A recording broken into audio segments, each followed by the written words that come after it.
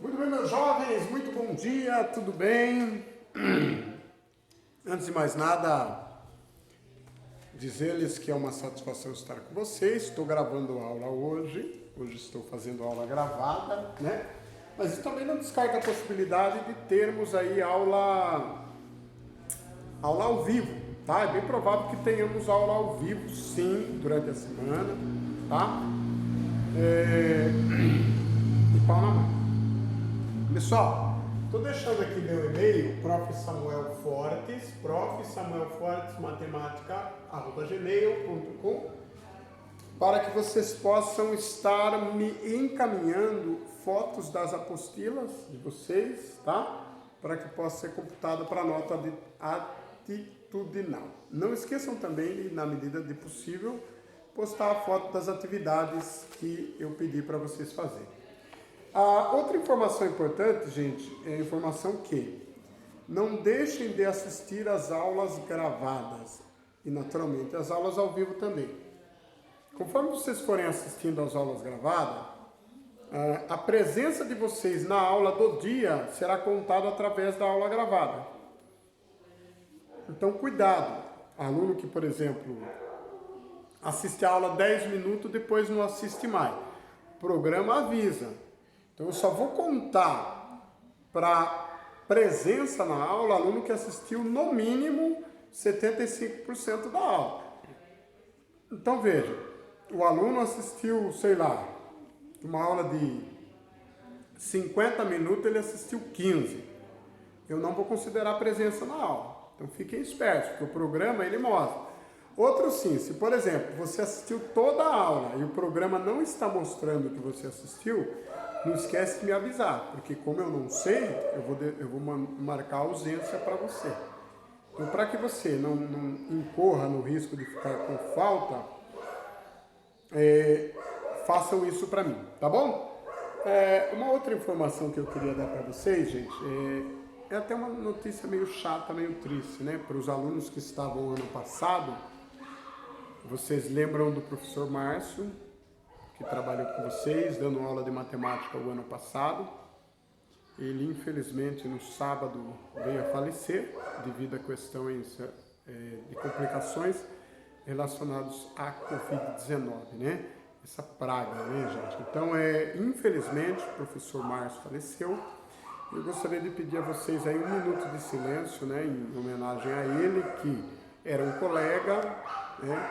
Tinha lá os seus defeitos, como todos nós temos, e se alguém disser que não tem, eu vou dizer que está mentindo. Todos nós temos defeitos e temos também qualidades. Eu vou pedir aí 1 minuto de silêncio para a gente respeitar o professor. Tá bom? Bora lá?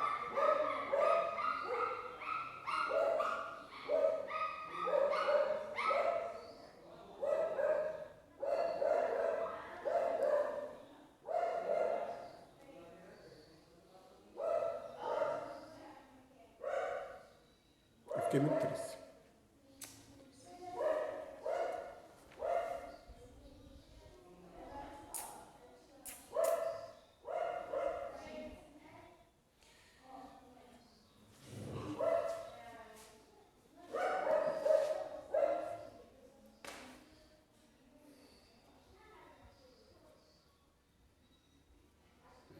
Bom, gente, muito bem.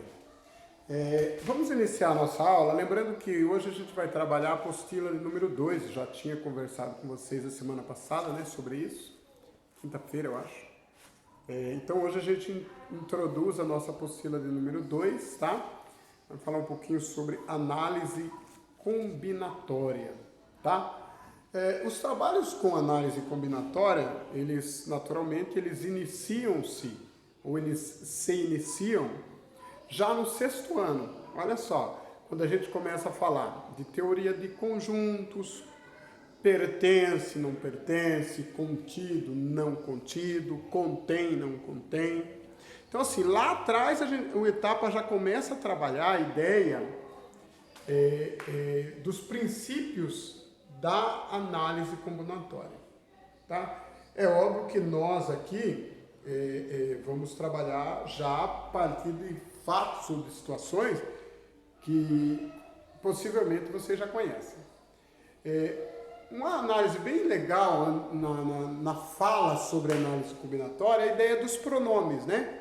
Quando você fala, por exemplo, os pronomes quantos ou quantas, veja, ele sempre está presente aí em situações diárias, né? Ou seja, situações do cotidiano. Quantos anos você tem? Quantos, sei lá, quantos reais você tem no bolso? Quantos irmãos você tem? Quantos minutos há ou quantos ministros há no governo atual do Brasil? Enfim, o tempo todo a gente está usando esse pronome quantos, né? Agora veja, o número de elementos de um conjunto finito, S qualquer, é o que nós chamamos de cardinalidade. Então veja, o que traz, ou o que deve nos lembrar o trabalho com cardinalidade? Professor, o que é cardinalidade, professor? Tem alguma coisa a ver com coração, com problema cardíaco? Tem nada a ver com problema cardíaco, não tem nada a ver com problema do coração. É uma definição bem simples. Toda vez que você ouvir falar em cardinalidade, lembra que cardinalidade é a medida de um número ou a medida do número de elementos de um conjunto. Quer ver um exemplo básico? A medida de números de elementos de um conjunto. Isso é cardinalidade, tá? Cardinalidade. Então, o que é cardinalidade? É a medida de elementos do conjunto. Então, por exemplo, digamos que eu tenho lá o conjunto A e que o conjunto A tem os números 2, 4 e 6. Esse conjunto, ele possui 3 elementos. Portanto, esse conjunto possui cardinalidade 3. Olha lá, cardinalidade 3. Difícil? Não, né? Vocês vão ver que naturalmente que esse assunto, ele tende naturalmente a tomar proporções mais difíceis. Isso é fato. Mas em um primeiro momento, eu acredito que vocês não estão em dificuldade. Então, assim, cardinalidade é a medida do número de elementos de um conjunto. Então, a quantidade de elementos que aquele conjunto tem é a cardinalidade. E no contexto da cardinalidade, ou ainda desse inteirinho, vai aparecer 2 princípios importantes. Repito, vai aparecer 2 princípios extremamente importantes. São eles: o princípio da inclusão e o princípio da exclusão, tá? Olha só. Então vai aparecer o princípio da inclusão e o princípio da exclusão. Isso aqui, gente, é super importante. Por quê? A ideia do princípio da inclusão e da exclusão trata de uma fórmula para contar os elementos que pertencem à união de vários conjuntos. Então, veja, trabalhar o princípio da inclusão e da exclusão é trabalhar uma fórmula que nos permita contar a quantidade de elementos que pertencem à união de 2 conjuntos. Lembra da união? União é isso aqui, ó. U de união. Repito, reitero e afirmo. Trabalhar o princípio da inclusão e da exclusão é trabalhar uma fórmula que nos permita contar o número de elementos que pertencem à união de 2 conjuntos. Então, veja lá. É a ideia de eu unir 2 conjuntos e contar quantos elementos tem. E dentro desse ínterim, é aqui que a gente começa a trabalhar a nossa disciplina de análise combinatória. Por quê? Pode aparecer dentro do contexto da união de 2 conjuntos, ou seja, quando eu vou somar as cardinalidades de 2 conjuntos, é possível que eu tenha um número maior que a cardinalidade da união. Então, por exemplo, digamos que eu tenha lá 2 conjuntos, A e B.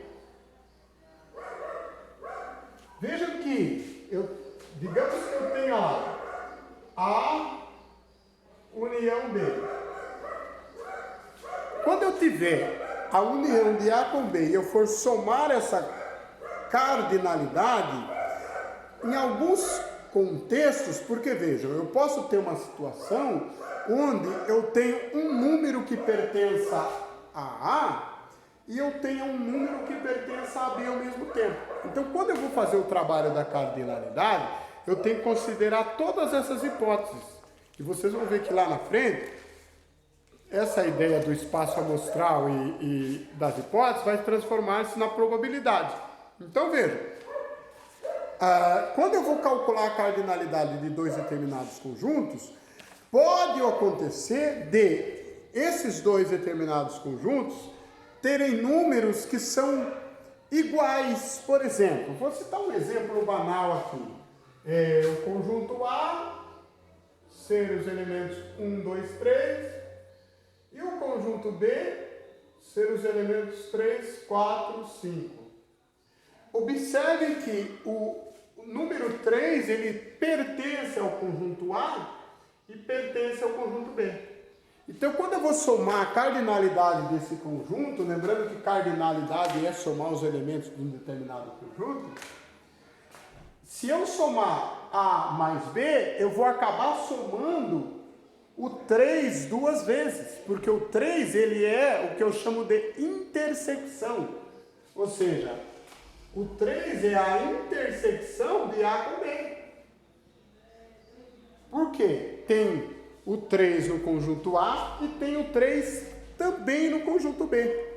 Então vejam, no caso, quando a gente vai trabalhar a cardinalidade, eu preciso tomar cuidado, porque senão eu somo a intersecção duas vezes. Então, quando eu vou somar a cardinalidade ou a cardinalidade de dois conjuntos, A e B, seria algo mais ou menos assim, ó. Eu tenho o conjunto A e o conjunto B. No meio aqui, ó, eu vou ter o que eu chamo de intersecção.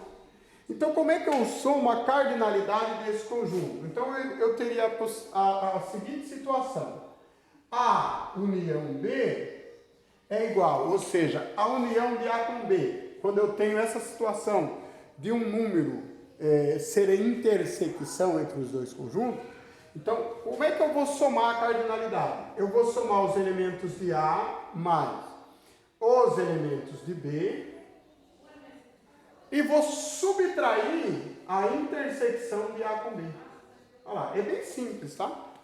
Se não tiver intersecção, não precisa subtrair, certo? Então, quando eu vou somar a união de dois conjuntos, que seria a ideia da cardinalidade, eu vou somar o conjunto A mais o conjunto B e vou subtrair a intersecção de A com B. Em tese aqui eu teria 3 mais 3, que dá 6, menos 2, ou menos o 3, ou menos um número, né? Aqui eu tenho 3 números, aqui eu tenho 3 números, deu 6 números.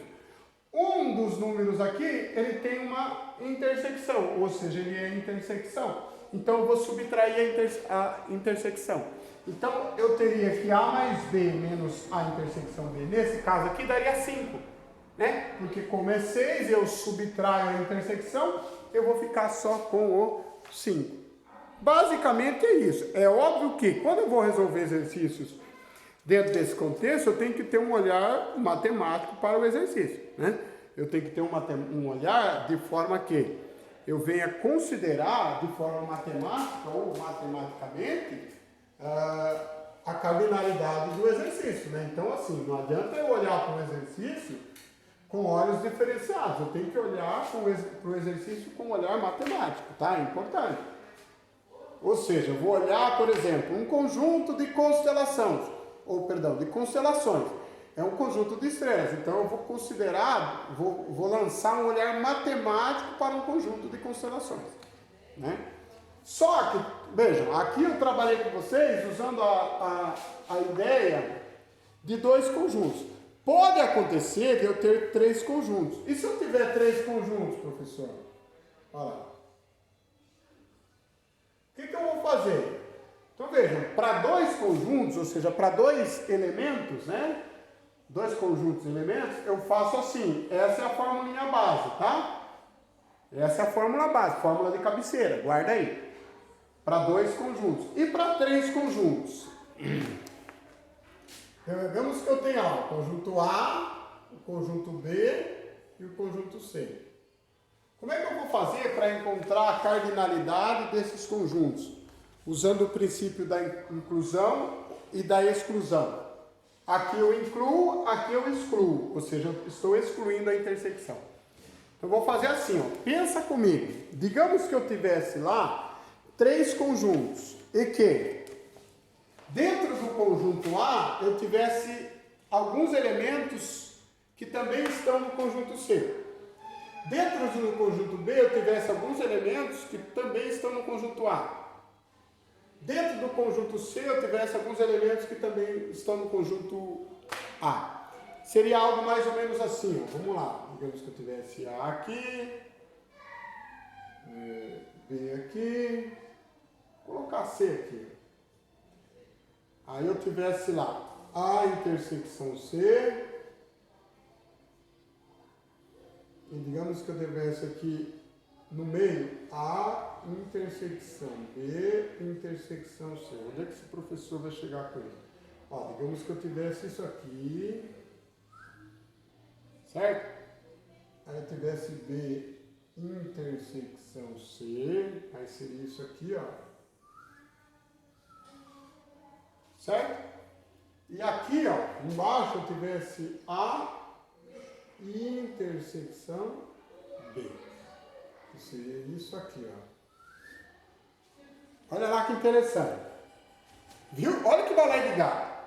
Eu tenho o conjunto A. Dentro do conjunto A eu tenho elementos que são iguais a elementos do conjunto C, que seria a intersecção. Dentro do conjunto C eu tenho elementos que são comuns ao conjunto B, B intersecção C. No meio seria a intersecção dos 3 conjuntos. Aqui eu tenho elementos iguais no conjunto B e C. E aqui nesse pedacinho eu tenho a intersecção de A com B. E aqui eu só tenho quem é de B, quem é de A e quem é de C. Deu para entender a forma lá em que fiz? Então aqui eu tenho A, pedacinho que é só A, pedacinho que é só C, pedacinho que é só B. Pedacinho da intersecção de A com C, pedacinho da intersecção de A com B, perdão, de B com C, né? Pedacinho da intersecção de A com B e pedacinho da intersecção dos 3 juntos, A, intersecção B, intersecção C. Vejam que agora essa fórmula aqui ela vai ficar mais encorpada. Como é que eu vou fazer para achar a cardinalidade agora de um conjunto com 3, ou melhor, de 3 conjuntos de elementos? Que seria, em tese, a soma de tudo, né? Que seria a união. Então aqui eu faria A, união B, união C. Olha lá, união dos 3 conjuntos. Então ficaria a inclusão de A mais B mais C, olha lá, inclusão de A mais B mais C, menos a intersecção de A com B, menos a intersecção de B com C, olha lá, menos a intersecção de A com C. Uau! Agora vejam, aqui tem um detalhe. Qual é o detalhe? Que no final, vejam, eu vou tirar a intersecção, deixa eu só fazer de uma caneta diferente. Eu vou tirar a intersecção de A com C, eu vou excluir a intersecção de B com C e vou excluir a intersecção de A com B. Mas eu vou incluir a intersecção de A com B e com C. Ah, eu excluo aquelas intersecções e incluo essa última aqui. Eu excluo a intersecção de A com B, excluo a intersecção de B com C e excluo a intersecção de A com C. E incluo a intersecção de B com C. Vocês viram que conforme vai aumentando a quantidade de conjuntos, a coisa vai apertando, ou seja, mais vai aumentando os trabalhos, né? Ou seja, a tendência de dificultar é cada vez maior, né? Então, cuidado, fica atento a isso aí. Vamos para os exercícios da apostila, para vocês verem que, em tese, basicamente, aquilo que a gente vai trabalhar, basicamente, não é difícil, né? Só que assim, eu tenho que ter aquele princípio dessas duas formulinhas, né? Que eu fiz para vocês aqui. Da intersecção de A com B com C e a outra que era da intersecção com B. Que é quando eu faço o A mais o B menos a intersecção de A com B. Tá? Uma vez que eu lembro dessas formulinhas, o resto é resto, o resto vai de boa, tá? Então não pode esquecer disso daí, tá? Bom, vamos lá. Ó, o exercício 1 diz o seguinte. Quantos números inteiros positivos de dois algarismos existem? Quantos números inteiros de dois algarismos existem? Essa é fácil, né, gente? Essa é fácil, porque, vejam, os números, contando aí do número 10 ao 99, ele quer saber de dois algarismos, então de um não vale. Número 1 é um algarismo, número 2 é um algarismo, número 3 é um algarismo, número 4, enfim, não vale. Só vale a partir do 10. Então vamos pensar, até o 99, acima de 99 não vale. Então o número de dois algarismos eu vou ter. 99 é o total, ele quer saber quantos números tem. Né? Então até 99 eu tenho 99, mas desses 99 eu vou tirar 10. Eu tiro 10, que são os números que vão de 1 até 10. Mas professor, o 1 e o 0 é o número de dois algarismos, então eu somo com mais um, que seria o 1 e o 0. Certo? Eu conto com o 1 e o 0, que seria o 10. Então aqui vai dar 90 menos 10. 99 mais 1 dá 100, menos 10 dá 90. Portanto, quantos números positivos de dois algarismos existem? 90. Fácil essa, né, gente? Essa é moleza, né? O número de múltiplos do número natural, K, que estão entre 1 e N, inclusive, é dado pelo quociente da divisão euclidiana de N por K. Seria isso aqui, N dividido por K, ou N dividido por K, que é a mesma coisa. Esse número também é chamado parte inteira de N por K. Determine X sabendo que, letra A, X é o conjunto dos múltiplos positivos de 7 menores que 1000. Então veja, N é o número de elementos. Então, N seria a quantidade de elementos, que seria 1000. E K seria exatamente o meu constante, que seria os múltiplos positivos de 7. Então, seria 1000 dividido por 7. 1000 dividido por 7, ó, N é o 1000 e K é o 7. 1000 dividido por 7 dá 142,85. Aqui você pode trabalhar aproximado, ó, 142. Letra B. X é o conjunto dos números, X é o conjunto dos números entre 1 e 500 divisíveis por 4 e por 3. Então, ó, o meu N é 500, o K vão ser os números que são divisíveis por 3 e por 4. Vejam que aqui eu tenho que multiplicar. Por que eu não posso somar aqui? Porque se eu somar 3 mais 4, vai dar 7. 7 não é múltiplo de 500.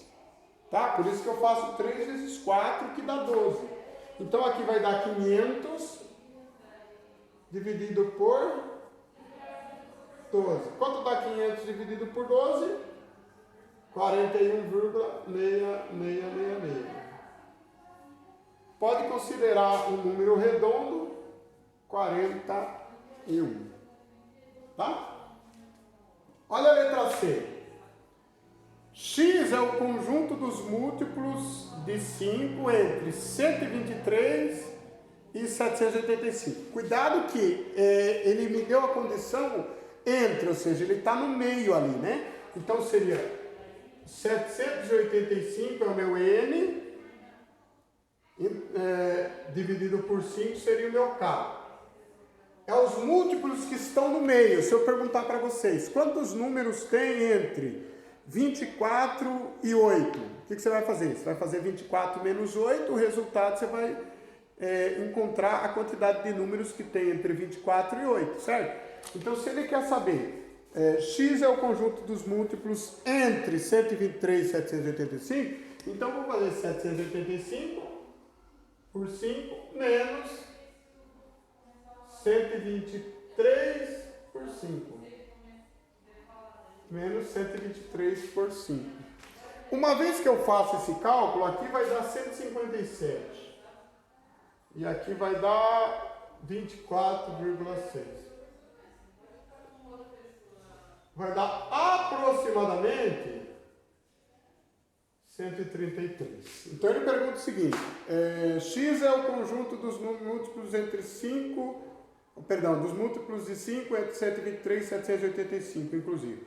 Então x seria aproximadamente 133. Difícil fazer, gente? Não tanto, né? 3. Agora a gente vai usar aquela formulinha que eu falei no início. Ó, tá tão doido de ler aqui. Em um colégio, os alunos da última série aprendem somente 2 idiomas estrangeiros, inglês e espanhol. Há 450 alunos que aprendem inglês, 350 que aprendem espanhol e 150 que aprendem simultaneamente inglês e espanhol. Determine, letra A, quantos alunos estudam somente inglês? Digamos, gente, que A seria o conjunto dos alunos que estudam inglês. A seria o conjunto dos alunos que estudam inglês. E B seria o conjunto dos alunos que estudam espanhol. Vamos lá. A é o conjunto dos alunos que estudam inglês e B é o conjunto de alunos que estudam espanhol. E a intersecção, ou seja, quem seria a intersecção de A com B? Seria os 150 que aprendem simultaneamente inglês e espanhol. Então, a intersecção de A com B seria 150, que é exatamente a quantidade de alunos que aprendem inglês e espanhol. Tá? Quantos alunos estudam somente inglês? Basta eu subtrair, né? Vou pegar, como ele quer só os alunos que aprendem inglês, então dentro do conjunto dos alunos que estudam inglês, que são 450, eu vou tirar os que estudam as duas línguas. Então basta eu fazer N de A menos a intersecção de A com B. Uma vez que eu fizer 450 menos a intersecção, que é 150, eu vou encontrar que são 300 alunos que estudam somente o inglês. Fácil essa, né? OB. Quantos alunos estudam somente espanhol? É a mesma coisa, né? Eu vou tirar lá os alunos que estudam, dos alunos que estudam espanhol, eu vou tirar a intersecção. N da intersecção de A com B. Quantos alunos estudam espanhol? 350. Então, vou fazer 350 menos 150, que vai dar 200. Portanto, eu tenho lá que 200 alunos estudam somente espanhol. Muito bem, muito bem, muito bem. Vou deixar a letra C para vocês fazerem e a letra D, belezinha? Também se eu for fazer tudo aqui não dá tempo, né? Bem sossegadinho.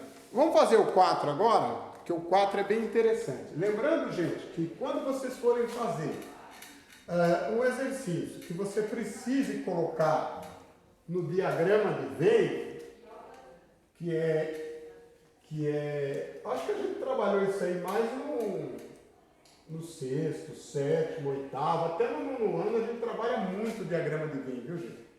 Então, veja, suponhamos que vocês queiram colocar esses dados da questão 4 no diagrama de Venn. Vamos pensar assim. Isso antes de responder as perguntas. Em uma pesquisa sobre o consumo de 3 produtos, A, B e C, na população de uma cidade, foram colhidos os resultados da tabela a seguir. Então veja, do produto A são 100 pessoas, do produto B 200, do produto C 300, do produto A e B 50, do produto A e C 70, do produto B e C 90, do produto A, B e C 30. E nenhuma pessoa 80. Então vamos colocar isso no diagrama de Venn. Então veja, a gente tem intersecção aí, não tem? Tem intersecção, porque tem pessoas que aceitaram o produto A e B, A e C, A, B e C. Então intersecção. Então olha como é que a gente começa a fazer o diagrama de Venn. Faz as circunferências.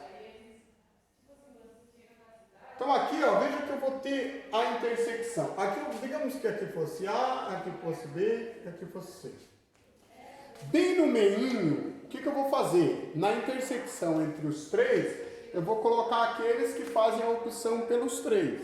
Ó, aqui são 30, ó, bem nesse meinho, porque aqui é a intersecção, ó, dos 3, né? São aqueles que gostam dos 3 produtos ao mesmo tempo. Aí vamos para o A. Quem gosta do A e B, observem que são 50 pessoas. 50 pessoas gostam do A e do B ao mesmo tempo. Eu já não tenho 30 aqui, então eu vou só colocar 20 aqui. Porque 30 mais 20 dá 50. 50 que gostam de A e B ao mesmo tempo. Continuando. Quem gosta do A e do C ao mesmo tempo não é 70? Então, A e C ao mesmo tempo é 70. Como tem 30 aqui, põe 40. 40 mais 30 é 70. Quem gosta do B e do C ao mesmo tempo? Olha lá, B e C são 90. Se tem 30 aqui, 60 aqui. Porque 60 mais 30 dá 90. Muito bem. Qual é o total de pessoas que tem no conjunto A? Não é 100? Então você vai contar. 40 mais 30 dá 70, com mais 20 dá 90. Para 100 faltou 10. Quantos tem no conjunto B no total? 200. Então você conta. 60 mais 30 dá 90, com mais 20, 110. Para 200 faltou 90. Aqui, quantos tem no conjunto C no total? 300. Então você vai contar. 40 mais 60 dá 100, com mais 30, 130. Então, quanto falta para dar 300? 170. Viram que, se você coloca a intersecção dos 3 ao mesmo tempo, já no início, fica mais fácil de depois você ir desenrolando? Aí vem a pergunta letra A. Quantos consomem somente o produto A? Olha lá, somente o produto A, 10. Quantos consomem somente o produto B? 90. E quantos consomem somente o produto C? 170. Belezinha? Letra D. Quantas pessoas foram consultadas? Aí é só eu somar, né? 10 mais 90. Uma coisa que eu esqueci aqui, gente, peço desculpas a vocês. Deixa eu colocar aqui o meu conjunto leão. Esses 80 aqui de fora são os que não consomem nenhum dos produtos, tá? Os que não consomem nenhum produto fica fora, tá? Que são 80, não pode esquecer, tá? Então, vamos fazer a soma. Vai ficar 10 mais 90 mais 170. Aqui, mais 20 mais 60 mais 40 mais 30. Mais 20, mais 60, mais 40, mais 30 e mais 80. De onde apareceu esse 80 aqui, professor? Esse 80 é o que não consome nenhum. Então veja, eu tenho 10 que consome só o A, 90 que consome só o B, 170 que consome só o C. 20 que consome o A e o B, 30 que consome A, B, C, 100 que consome... 40 que consome o A e o C, 60 que consome o B e o C, É só somar tudo, que vai dar um total de 500 pessoas que foram consultadas. Muito bem. Letra E. Consome ao menos 2 produtos. Quantas pessoas consomem ao menos 2 produtos? Aí eu vou somar só aqui, ó. 20 mais 60 mais 30 mais 40. Tá? 20 mais 60 mais 30 mais 40. Que vai dar 150. Esse pessoal aqui, ó, só consome no mínimo 2 produtos, tá? Letra F. Quantos consomem os produtos A ou C? Basta eu somar, né? A ou C, 40 mais 30. Aqui consome A ou C, aqui consome A, B ou C. E aqui A ou C. Então 40 mais 30. Que dá 70, né? Não, desculpa, gente. Estou olhando, fazendo uma questão olhando em outra. Desculpem aí. Ó, letra E. Consome os produtos A ou C. Então, quem consome o produto A? Tem 10 pessoas que consomem o A, no mínimo, né? Tem lá mais 20, mais 30, mais 40. Mais 20, mais 30, mais 40. Que consome o produto A, tá? Mais 60 que consome o produto C, né? E mais 170 que consome. Esses 90 não vai, porque ele só consome o B, tá? Mais 60 mais 170. Agora sim, aqui vai dar um total de 330 consumidores.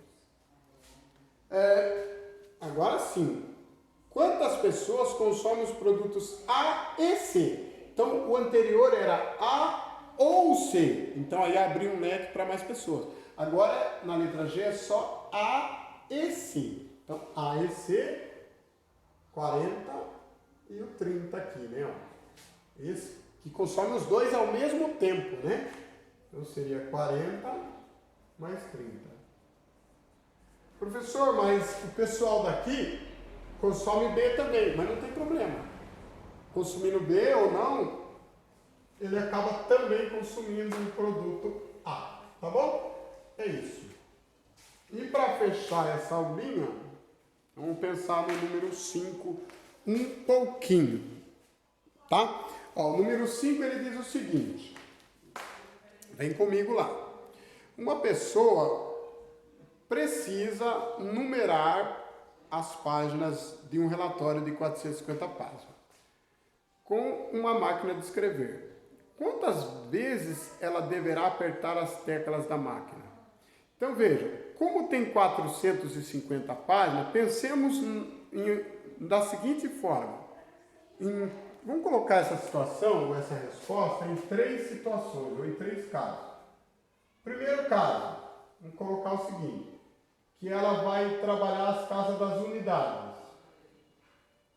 Que ela tem que teclar de 1 a 9. Teclando de 1 a 9, ela vai teclar 9 teclas, certo? Primeiro caso. No segundo caso, digamos que ela vá de 10 a 100. Então aqui ela usou só as unidades, agora ela vai usar as dezenas. Então no segundo caso, o caso das dezenas, ela vai teclar de 10 até o 100. De 10 a 100, ela vai ter quantas? É exatamente a resposta do exercício 1, né? Ela vai ter 99 menos 10 mais 1, né? Que dá 90 teclas. Lembra que a gente fez lá no exercício 1? 99 menos 10 mais 1. Então dá 90 teclas. E no terceiro caso e último, seria a casa das centenas, né? Casa das centenas. Como é que ficaria a casa das centenas? Veja, a centena seria de 100 até 450, porque são 450 páginas, né? De 100 a 450. Quantas teclas ela vai teclar de 100 a 450? É a mesma ideia do anterior, né? Só que agora é com 100. Então ela vai trabalhar, ela vai teclar 450 menos 100 mais 1, né? Que daria 350, 351, é isso? Agora aqui, eu quero só voltar no segundo caso para trabalhar com vocês o seguinte. Dezena não são duas casas? Então ela tecla duas vezes. Uma, duas. Então tem que multiplicar por 2. Vezes 2, que é igual a 180. Certo? Porque é uma máquina de escrever. Então ela teclou uma, teclou mais uma para dar uma dezena. Centena não são 3, então ela vai teclar 3 casinhas. Então vai teclar 3 vezes. Então tem que multiplicar por 3. Que vai dar 1053 teclas. Certo? Vai dar 1053 teclas. Bom, beleza. Ali deu isso, tá. Bom, beleza. Agora, basta somar tudo para a gente descobrir, né? O total é quanto? É 9 mais 180 mais 1053. Vejam que no primeiro caso eu não multipliquei por 2 porque é uma casinha, uma unidade, né? Então não precisa. Então vai dar um total de 1242 teclas ou tecladas. Uau, né? Vou deixar para vocês tentarem fazer os 6, tá? Porque senão a gente vai ficar aí, vai gravar 50 minutos. Então vai ficar 2 exercícios para vocês fazerem aí. O C e o D do exercício 3 e vai ficar o exercício 6 para vocês tentarem fazer. Vou pedir a compreensão de vocês no seguinte aspecto. Pode ser que vocês de repente me chamem lá no VIPE, na sala de aula e eu não atenda. Mas tenham paciência que eu respondo. Teve dúvida? Pode me chamar lá. Faz essas atividades no caderno. Depois que vocês fizerem, tira foto e me manda. Tá bom? E eu vou ver na possibilidade da gente fazer aí algumas aulas ao vivo também. Pau na máquina. Segunda apostila rolando. Gente, vou me despedindo por aqui. Daqui a pouquinho tem mais uma aula. São 2 aulas hoje. A gente vai trabalhar a segunda aula, cardinalidade do produto cartesiano. Tá? Que seria a ideia do PM, que seria o princípio multiplicativo. Guardem, PM, mas não é policial militar não. PM é princípio multiplicativo.